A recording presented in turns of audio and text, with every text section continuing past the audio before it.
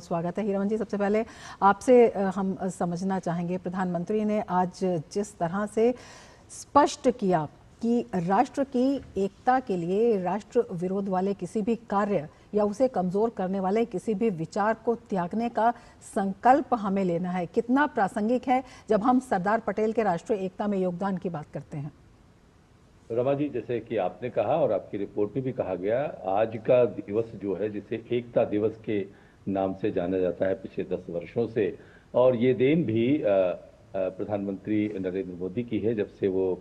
सत्ता में आए हैं उसके बाद से यदि आज आप उनके कार्यक्रमों और उनके भाषण को देखें तो लगभग 100 वर्षों के जो इतिहास है, वो सांस्कृतिक और राजनीतिक और आर्थिक इतिहास है, उसकी जिस प्रकार से संरचना उन्होंने आज हमारे सबके सामने व्यक्त की है कि वो किस प्रकार से उसमें योगदान रहा है सरदार वल्लभ भाई पटेल का,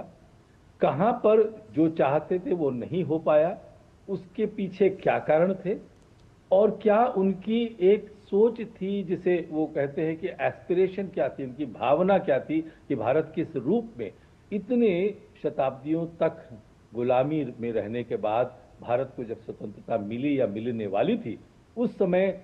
सरदार पटेल की क्या सोच थी, उसको बहुत ही स्पष्ट ढंग से, प्राय आपने देखा होगा बहुत ही आक्रामक ढंग से भी कई स्थान पर रखा है आज की आप अपने संबोधन में। कि उसके पीछे एक और प्रमुख कारण ये है कि अभी तक ऐसा क्यों नहीं हो पाया, इतने महान नेता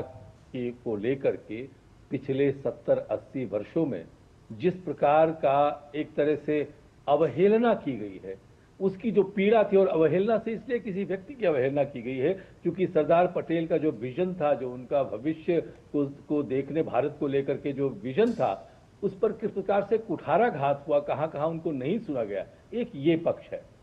और जो सकारात्मक पक्ष है कि उन्होंने क्या क्या किया, आपने अपनी रिपोर्ट में बताया। सुबह भी ऐसी चर्चा हो रही थी कि किस प्रकार से 500-550 से ज्यादा 562-63 रियासतों को किस प्रकार से एक साथ भारत में जो एकता बनी हुई थी, जो उसमें विविधता या भिन्नता दिखाई पड़ी थी कुछ शताब्दियों में, उसका जो अवसर था मिलाने का, वो उन्होंने किया। और जहां उनको अवसर नहीं मिला,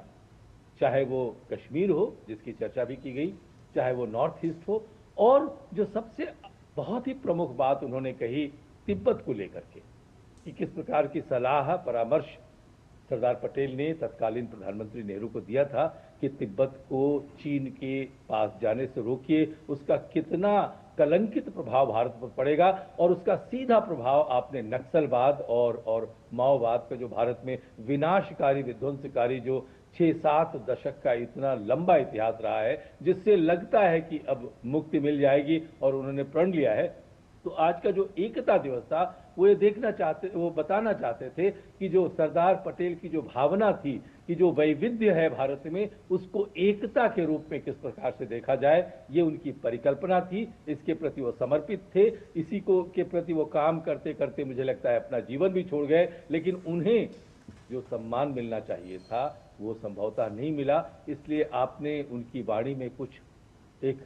दुख भी सुना होगा आज के जो संभाषण में, प्रातःकालीन जो संभाषण है। तो मुझे लगता है कि आज का दिवस बहुत ही महत्वपूर्ण है। ये इसलिए नहीं है कि सरदार पटेल की आज जन्म जयंती है 150वीं, लेकिन ऐसे अवसर आते हैं इतिहास में, और आज उन अवसरों में से एक ऐसा अवसर था जो हमको ये बताया जाए कि क्या क्या हो सकता था, लेकिन फिर भी उनसे प्रेरणा लेकर के आगे क्या किया जा सकता है। जो प्रण उन्होंने रखे, 4 जो पिलर्स उन्होंने बताया, उन 4 पिलर्स के आधार पर किस प्रकार से भारत आगे बढ़ सकता है, विकसित हो सकता है, और विश्व में किस प्रकार से अपने स्थान को एक उच्च स्थान दे पाता है, यही मुझे लगता है उनका संकल्प है, यही उनका प्रकल्प है।